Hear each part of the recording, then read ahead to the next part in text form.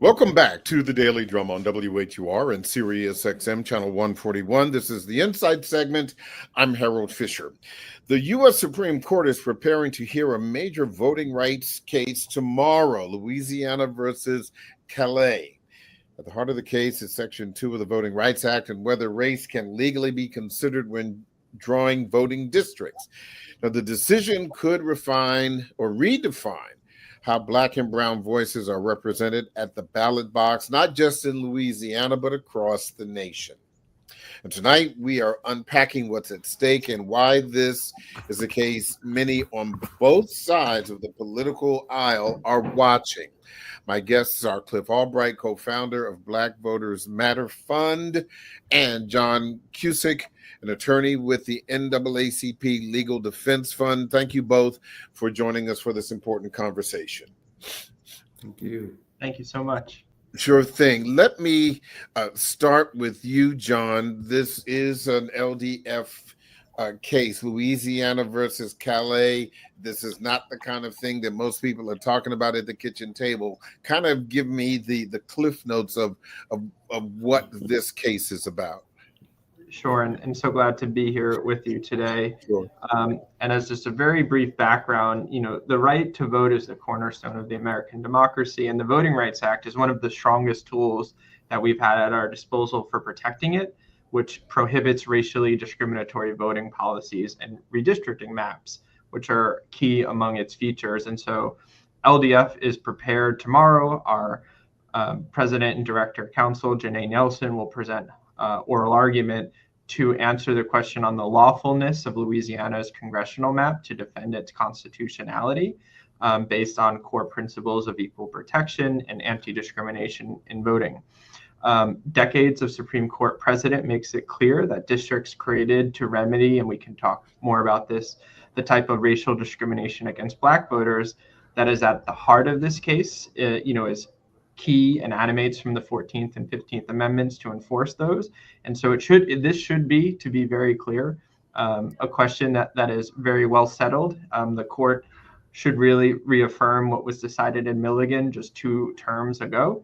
And so what we hope is that this should be a very straightforward argument that if the court's case law is clear and its precedent is clear, it will continue to uphold the validity of the Voting Rights Act, not only in Louisiana, but nationwide.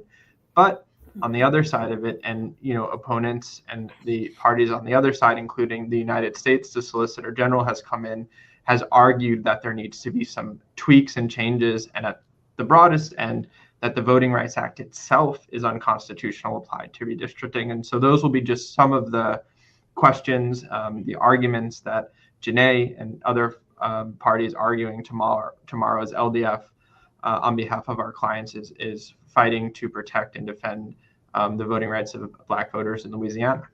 Mm-hmm. Cliff, let's talk a little bit about the politics, and I think the reality of this. What could this decision mean for Black voters in Louisiana, and again, more broadly nationwide, if the Supreme Court, decides that Section 2 of the Voting Rights Act is unconstitutional?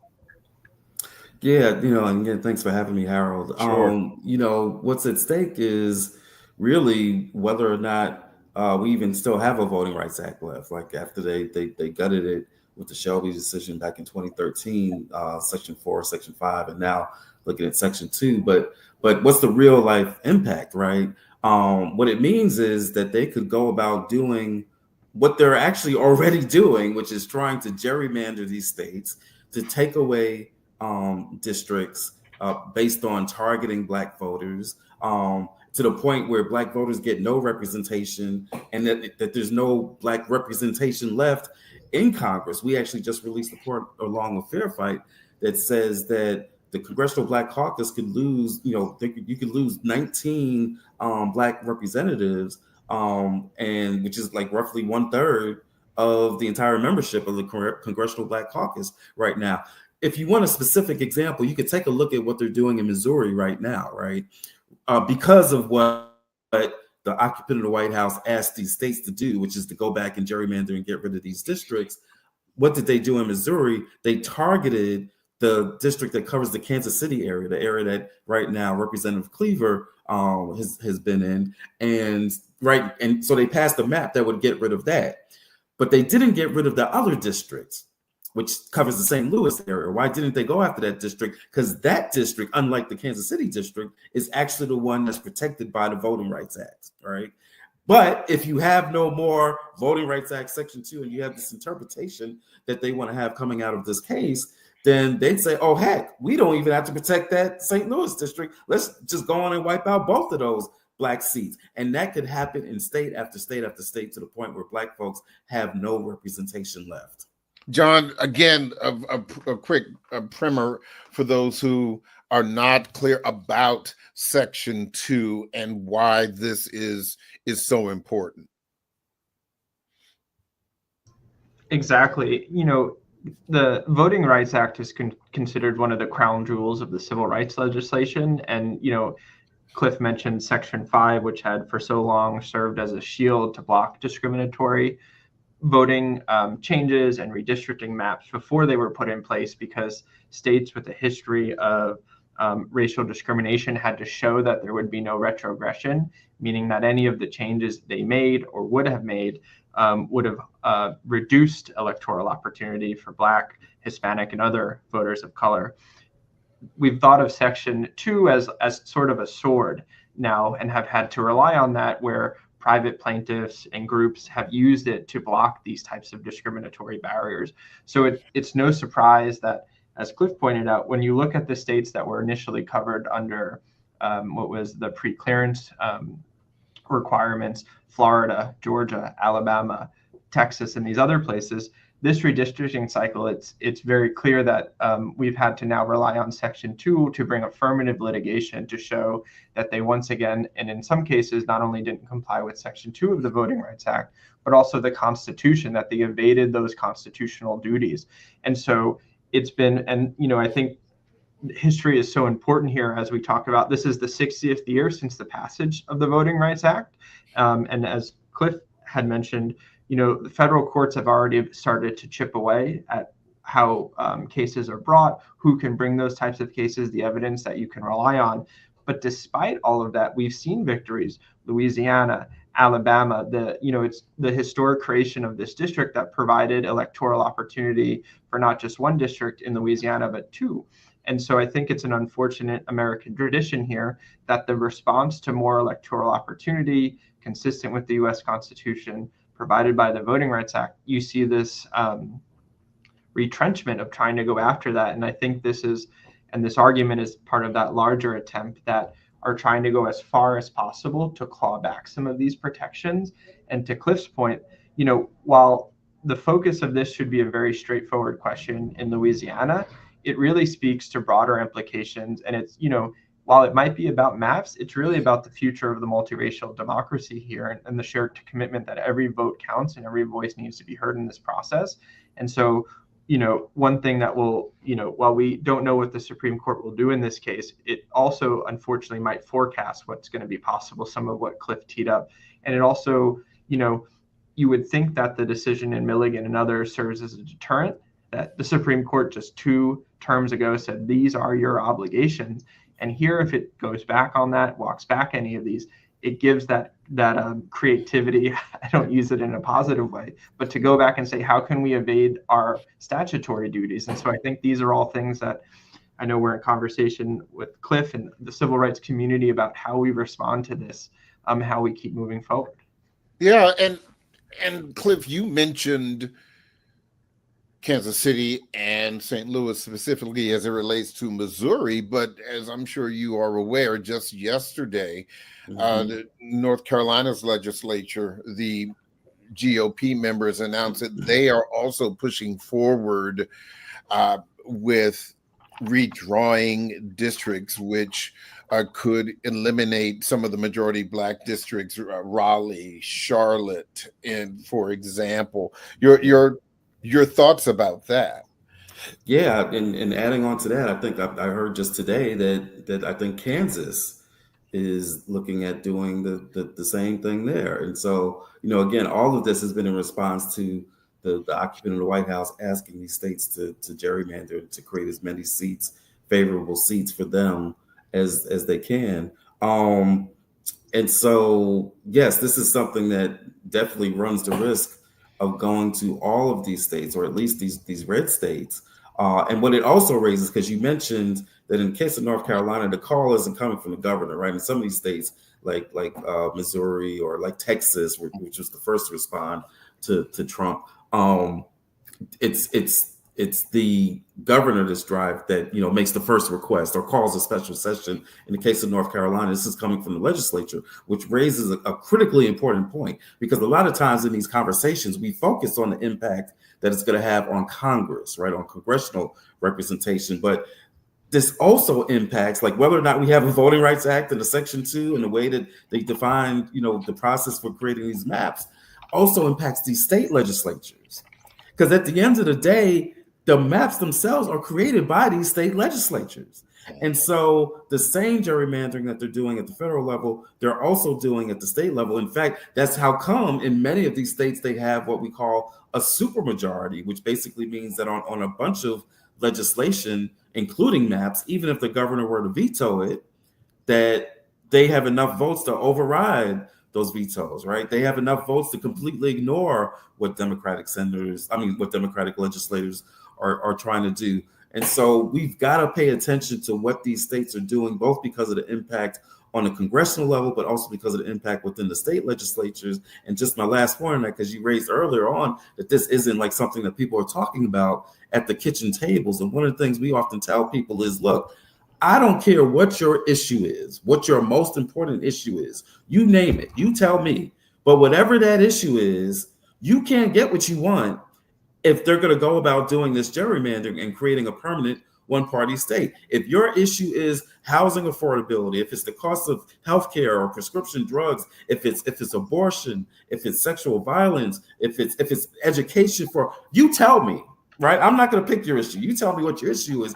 But I guarantee you, whatever issue it is that you are talking about at that kitchen table, that it is going to be thwarted, that it is going to be squashed, that you will not be able to get what you want if we do not fight back against this gerrymandering and its attacks on our representation. So let me ask you this, Cliff, if I may. What does fighting back look like if this is moving forward? And I'm not talking about what the Supreme Court is looking at tomorrow, but what we've seen in Texas, what we are seeing in Missouri. You mentioned Kansas, what possibly may happen in North Carolina. And look, people on the other side may say, well, California is doing it in this tit for tat kind of political fighting. So what does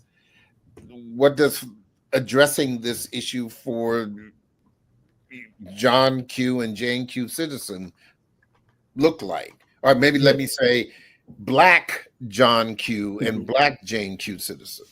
Yeah, and especially from our perspective as Black Voters Matter, mobilizing our Black community. But we need everybody to mobilize against this, because at the end of the day, like when this democracy is set back like this, and it may be rooted in anti-Blackness, but it does not bode well for anybody in this country, right? When we don't have a real democracy, or when Black folks don't have a voice, right? The 14th Amendment itself teaches us that, right? When something that was designed for Black folks gets enacted, guess what? The entire country has benefited from that amendment, right? And so, but what can people do is your question. And there's at least, the good news is this, because it sounds dire, but there's at least 4 or 5 ways that we can all fight back. One way is just by being involved in the campaign around raising awareness about this case that our friends John and LDF are arguing tomorrow, and in which they've done an amazing job on get us to this point. Because the only reason we got this case is because they're pushing back against a previous case that LDF won. That was the Landry case. But what can people do? Get involved in this Supreme Court fight, right? That's why we're bringing 250 people from the South to go to the Supreme Court. There's going to be other folks there tomorrow at the rally, but we're bringing 250 people from the South because the South got something to say, right? But it's not just about tomorrow. It's about the campaign that we're going to be launching that's going to last from the hearings, which take place tomorrow, until whatever date they actually issue a decision on. We can't just have one day of activity. We got to continue to sound the alarm, to push the narrative, keep them in the news. Everybody can get involved in that fight. You can also get involved at your state level by, either whether you're in a state that's trying to do this gerrymandering or not. You can get involved by helping folks that are organizing in Texas, folks that are organizing in Missouri. It's not a done deal in Missouri because although the legislature passed those maps, there's a ballot initiative happening right now. There are groups that are trying to get over 100,000 signatures so that they can put it on a ballot initiative so that the people of Missouri can undo what the Republican legislature does. So you can Cliff, get hold involved. that point, please. Hold your point. I've got to take this short break, and then John had a point he also wanted to make. The original Quiet Storm with Raheem Devon is coming up next on WHUR-FM. This conversation continues on Sirius XM, channel 141 and 96.3 HD2 in just a few seconds. Welcome back to the Daily Drum on Sirius XM channel 141. I'm Harold Fisher. We continue our conversation about the Supreme Court and voting rights. We are continuing our conversation with Cliff Albright, co-founder of the Black Voters Matter Fund, and John Cusick, an attorney with the NAACP Legal Defense Fund. Finish your point, Cliff. Yep. So I talked about the Voting Rights Act and people get involved in that fight. I talked about what happens in these red states that are doing the gerrymandering and how people can get involved in that. If you're in a blue state that has not yet started to do what California has done, or even if you're in California, because that battle's not over, because they still got to have a vote. But if you're in New York, we need folks in New York to push Governor Hochul and that legislature to actually look. I'm one of those people that says fight fire with fire, right? If they're going to do their gerrymandering, then the only way that we can really counteract it is to do what California is doing to try to fight fire with fire and to try to create seats on the other side. And so if you're in a blue state like New York, like Maryland, like Illinois, right, then you need to be reaching out to your governor or to your legislature and try to get them to do likewise. And the last thing I'm gonna say is support groups like LDF, right? There's some attorneys getting a lot of attention out there as being the defenders of democracy,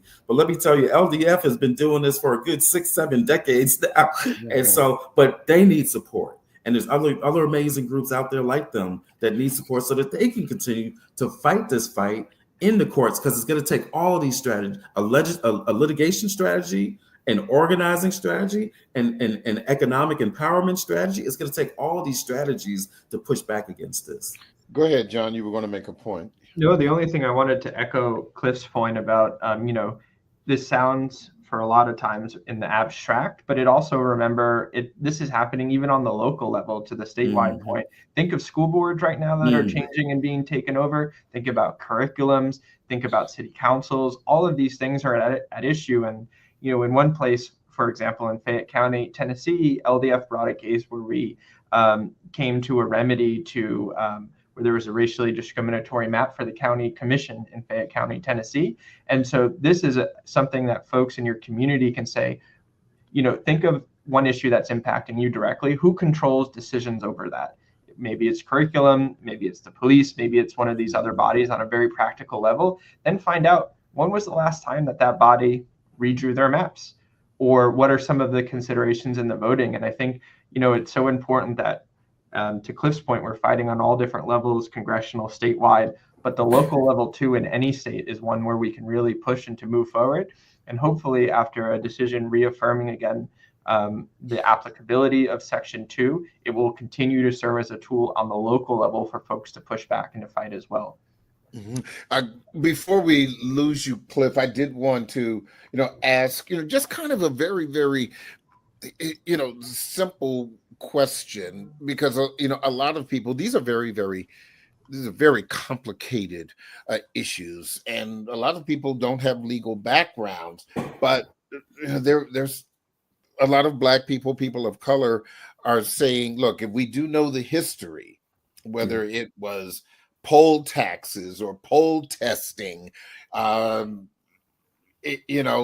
now it seems like, I remember Mitch McConnell when he was talking about pre-clearance several years ago, when he was he may have been majority leader or Senate minority leader. Either way, he was saying, well, we don't need pre-clearance because this is the 21st century now. But it seems like this is back to the future. Yeah, I mean, Mitch McConnell said that, and unfortunately, the Chief Justice John Roberts basically said the same thing when they basically were like, "Oh, well, you got Obama. Like, isn't that evidence that you don't really need all these provisions of the Voting Rights Act?" What's really ironic, speaking of the history, is that they're trying to use, as John said, the 14th Amendment against us. Now, I'm not an attorney, but I'm married to a really, really good one. And I hang out with folks like John and the folks at LDF a lot. But what's ironic about that is many of the people that are trying to argue this on the Supreme Court and elsewhere, these conservatives, they're also people that fashion themselves as original intent type people, right? Well, if you look at the 14th Amendment, the 13th, 14th, 15th, it had one job. Like we always say, like in the streets, you got one job. The 14th Amendment had one job, which was to protect the rights of those who were recently freed, the formerly enslaved, Black folks, right? Just like the 15th Amendment was all about Black folks. And so for them to ignore the original intent, right, which they say that they believe in, and to try to use that as a weapon against us to say, oh, well, the 14th Amendment says you can't discriminate. So heck, let's just get rid of affirmative action. Let's get rid of the Voting Rights Act. There's something, peculiarly insidious about such an argument. But, again, it's not even just about the history. I think the point that John made was excellent. Like if you live in a city and you got a pothole, but you live in a city that's been redistricted so that your neighborhood gets no representation, who's going to help you get rid of that pothole? Who's going to help you get that stop sign that you need at the end of your street so kids don't get run over? But if you've got no representation, who's going to help you get that, right? And so it's the most basic issues, all the issues that we think about that affect our lives, our jobs, our houses, our health. All of those are impacted at all levels, right? Even a very local level of potholes and street signs in local schools. That's why we need as many people as possible to get engaged in this battle, because if we don't get engaged and they're able to do this, like I said, they're going to be able to install almost a permanent one-party system at all of these levels.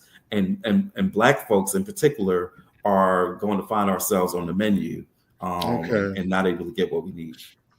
Cliff Albright, co-founder of the Black Voters Matter Fund. Cliff, I appreciate your time, and I know that you are headed to DC on tomorrow with hundreds of others. We will continue to watch this. Thank you so much for your time. Thank you.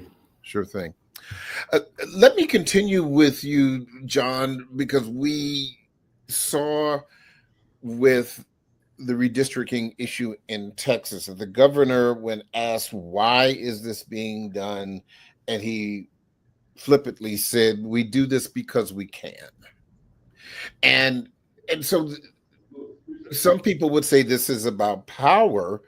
Other people would say this is about race. What do you say? Yeah, I mean, I think, the Constitution is clear, and we'll take one step back. Unfortunately, the Supreme Court has essentially not, removed itself from putting in any guardrails around partisan gerrymandering. It essentially has said this is an issue that's too complicated for federal courts to do so. That still doesn't stop. States can still put protections in their Constitution and in their courts. So what happens oftentimes is partisanship is invoked as a pretext to do things that harm Black and Hispanic and other voters of color. And Texas is a prime example of that. What happened there is you start looking to the actual justifications that were put into place by the governor. Now, I will recite the facts, and then it becomes very telling. you had a state of Texas for the past 4 years has defended their map that they put in place, their congressional map 2021, saying it complied with the U.S. Constitution, it complied with the Voting Rights Act, it defended it against challenges in federal courts. Then to Cliff's point, there's a directive from the Department of Justice that says that there are 4 districts. Many of those were districts that provided electoral opportunity, historic districts, CD9, CD18 in Texas, under a legal theory that was plainly wrong. The governor cited that in the agenda that called for this special legislative session. And then you see all of these shifting rationales that were offered anytime there was an explanation offered. And, the Constitution is clear that even if you're pursuing a partisan goal, which the court has said right now we can't, the federal courts have said we aren't in a position to do so, you still cannot use race as a means to achieve that. And the Supreme Court has been clear in that case. The litigation right now in Texas, they just had what's called a preliminary injunction hearing seeking to block that new map that was put in place for the upcoming elections. And so I think, I think gets right at the heart of this, that you can't detach the two. And oftentimes partisanship here is used as a way to sanitize who is being harmed, what the impact is. And the Constitution is clear that you cannot use partisanship, or you cannot use race as a means to achieve something like a partisan goal. So let me ask you another one of those layperson kitchen table questions that I can remember hearing this same question literally for decades and decades and decades, all the way back to when I first started voting. When we spoke about gerrymandering districts, when we spoke about redistricting happening to coincide with the census report.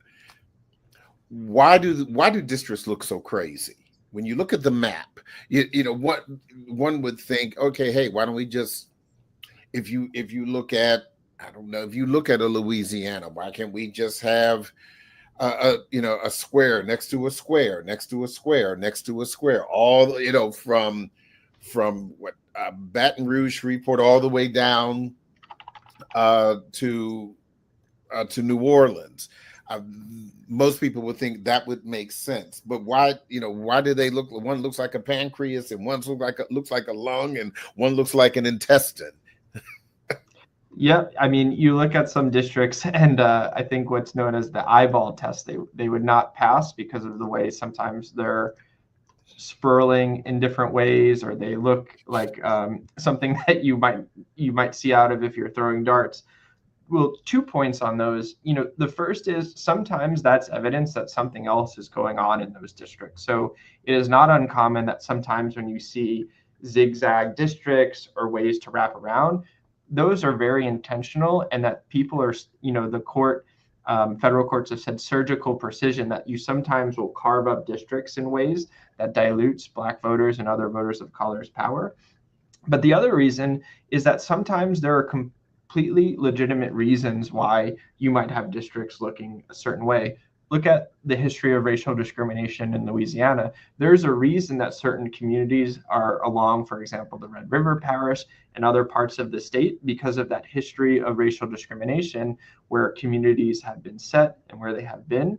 And so that might be one reason why, it might, to your point, not look neatly like a square or a circle, because those communities share common interests, language, employment, opportunity, a history of discrimination. And so you want to preserve those districts.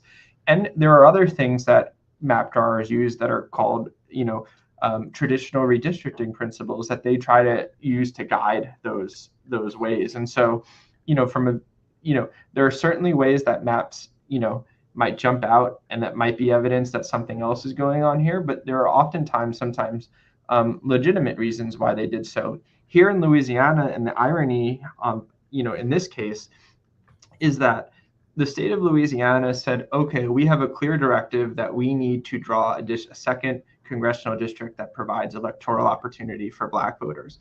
But we also want to still, at the same time, preserve political objectives that we want to achieve. And so the reason the map, for example, that you look at Congressional District 6, any deviations with the way that map looks is because the state of Louisiana was pursuing political objectives while doing that. And that's something, again, as we talked at the top of the show, this court just 2 terms ago in Alexander said that it is permissible that you should assume a presumption of good faith if the state is pursuing legitimate political objectives. And so that's why this case, as we've talked about, that will be at the Supreme Court tomorrow. Again, Janae Nelson, our president and director counsel, at 10 a.m. for folks. There's a live stream that you can go to the Supreme Court's website. Should be very straightforward, but real concerns about some of the arguments that might be on for some of the reasons you pointed out, where people focus on how the district looks. Yeah. Well, you said something that really struck me. Yes, in a perfect world, after the Voting Rights Act was passed since 1965, everything would be good faith. The argument on the other side is that in 2025, that all things being equal, that could be an argument that in good faith that everyone has an opportunity to to vote who was legally eligible to do so. But when you throw in what would appear to be, and we'll use, again, Texas, where they are, essentially eliminating any majority Black districts. When last week, members of the Maryland GOP, legislative members, were talking about voter ID laws, again, that historically have been discriminating against voters of color, as well as the elderly, and in some cases, any voter that may live in far-flung parts of any state. And so, when you look at all of these things, and you look at the broader implications, as they say down south, that dog don't hunt. Yeah, I mean, I think, and one thing that will likely be argument tomorrow is that there's 2 different versions of progress in America that are being offered, that essentially on the other side, everything in Louisiana is progressing correctly, and also that there's no need, the types of what Congress identified when they reauthorized Section 2's applicability, that those things are trending, that things are working right. But that is just plainly not true and borne out by the facts. The genius of the standard that's used in these types of Section 2 cases is you look at current conditions. Harold, you mentioned at the top, you look every 10 years at the census results to see, what do these census results show? What's the racial demographics in the state? The Section 2 standard, you look at and you say, have racial minority voters had electoral success at the ballot box? Have Black voters, for example, in Louisiana, have they been able to successfully elect and have opportunity to elect candidates of their choice? And if that's not true, then you start looking at the reasons why, to your point, the history of racial discrimination that's unbroken for decades, for centuries. You look at the socioeconomic, what's happening in racial disparities in housing, in schooling, policing. All of these issues bear on the equal openness of access to the ballot box. And you look at to all of these issues, and it's plain that it is no coincidence, when Cliff was on earlier, that these same states, Texas, Alabama, Georgia, Louisiana, the types of reasons why we need Section 2 and its viability are clear, because they continue to evade their constitutional and statutory duties. And that progress, while no doubt there some situations have some conditions might have gotten better in a very discrete and isolated way, when you look at the totality, the mosaic of evidence of what Black voters are experiencing and Black people in Louisiana, it's a very different story. And a federal court looked at that and said Louisiana failed in its obligation to draw a district that provides that electoral opportunity, again, based on current data, on current facts. And that will be one of the key reasons, again, tomorrow, to remind the court that this is something that the state of Louisiana didn't even appeal. It's, this is something where they recognize what this was.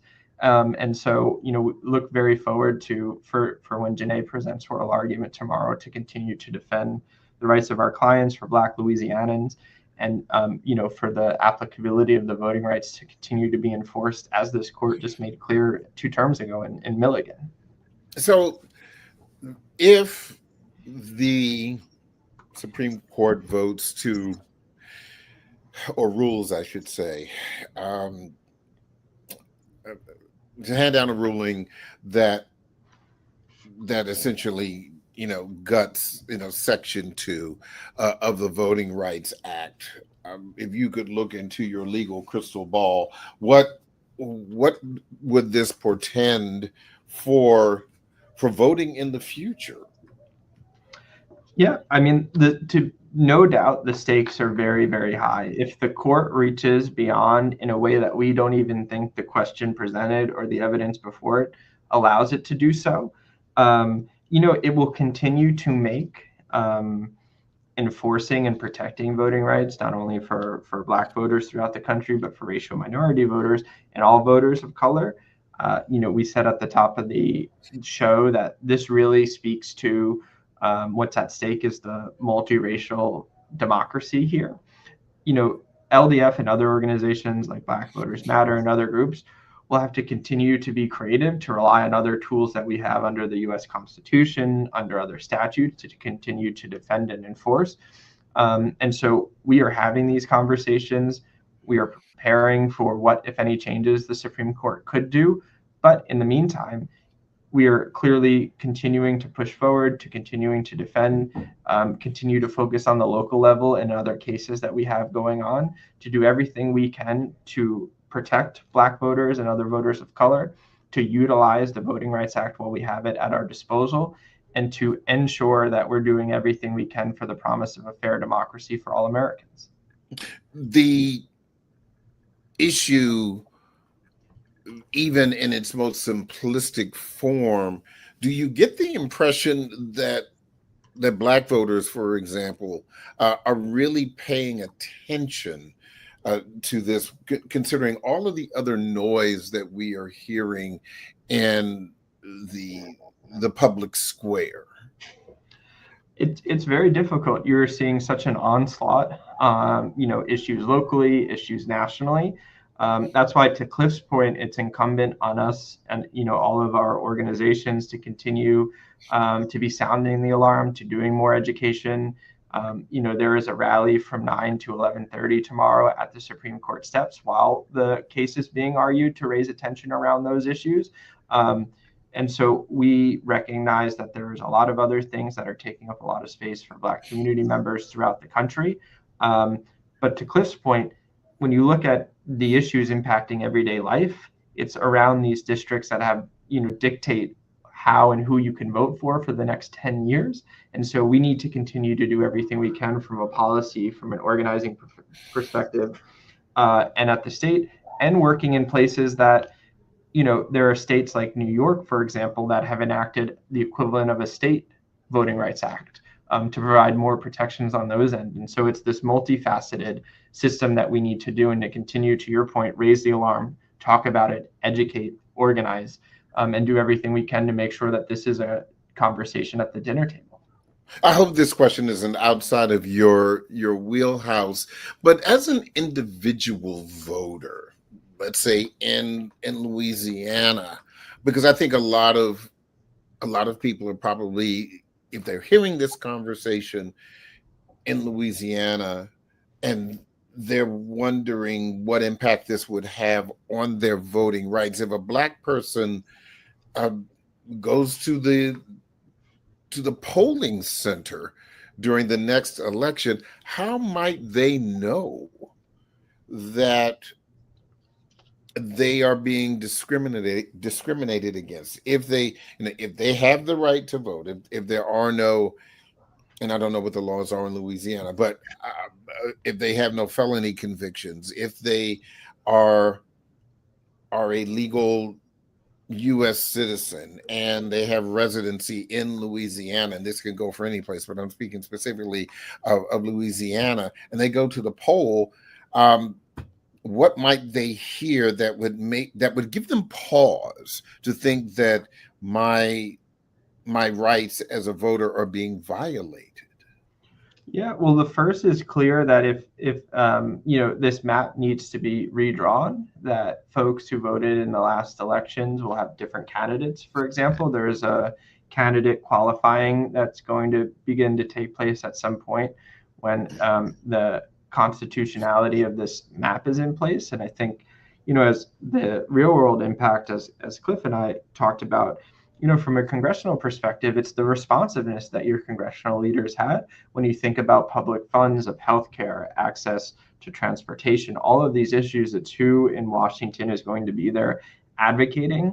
But then on a very practical level, Harold, to your question, the types of discrimination of polling place changes that happen, and oftentimes that we've identified and worked for, might disproportionately impact Black Louisiana voters. There might be issues with the way certain laws are being implemented, and so I think that's why it's a good reminder that you should leave no power on the table. You need to vote in as many elections as you can on the local level.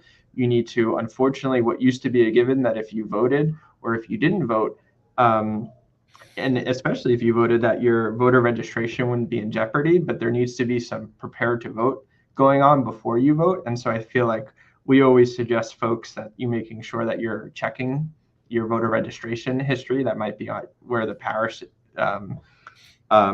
director of elections website or at the Secretary of State's website, to organize, to raise awareness around all of these issues, because unfortunately what happens is that sometimes these barriers that are put in place that make access to the ballot box harder aren't realized until early voting begins or one of these other issues. And so I think, a theme of all of this is the civic engagement that needs to continue to happen, because even if you get to the ballot box and overcome some of these issues, then if you're not voting for someone because there's not equal access to the ballot box or the district lines aren't fair, you can see how these issues overlap and are intertwined. And so I think it's groups like the Legal Defense Fund, other civil rights, pro-democracy groups that are working on this to be in touch, to reach out, to raise these issues as they come up, because we're going to be continuing to do everything we can on the local, the state, and the congressional level to make sure that Black voters and Black people have equal access to the ballot box. And when there are barriers that are erected, we can do everything we can, policy, organizing, and legal, to remove those as quickly as possible. I think that's a good place to end this conversation for now. Certainly, we'll be watching as the Supreme Court takes this up. Good luck to you on tomorrow, as well as the rest of the NAACP Legal Defense Fund team. John Cusick, thank you so much. Also, we want to thank Cliff Albright, co-founder of the Black Voters Matter Fund. And as I said, we will continue to watch. Thank you so much, John. Thank you so much, Harold. Take care. Absolutely. That is the Daily Drum for this Tuesday, October 14th. I'm Harold Fisher. Good night.